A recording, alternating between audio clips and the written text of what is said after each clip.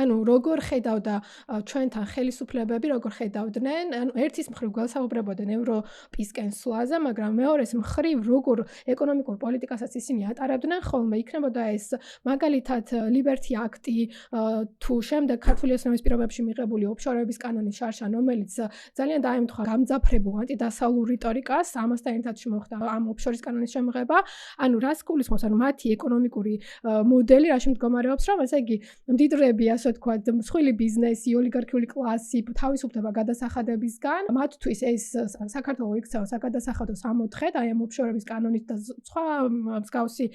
კანონებით, რაც ჩვენთან მოქმედებს და ჩვენთან ბიუჯეტი ძირითადად ივსება ღარიბების გადასახადებით რეალურად რა, დაბალი საშუალო ფენების გადასახადებით ივსება ბიუჯეტი და ისინი თავისუფლებიან აი ამ ყველანაირი პასუხისმგებლობისგან. რა მარტივად დაალაგდა მსხვილი ბიზნესი, ხო, ხელისუფლებასთან და რატომ დაალაგდა ესე მარტივად, იმიტომ რომ რეალურად თუ ვირმეს არ აწყობს ჩვენთან ევროინტეგრაცია და ევროკავშირის წევრობა არის სწორედ აი ეს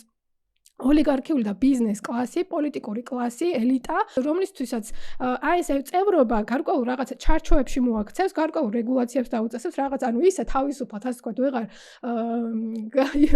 გამდიდრდებიან, როგორც ეხლა მდიდრდებიან ხალხის ხარჯზე, რესურსების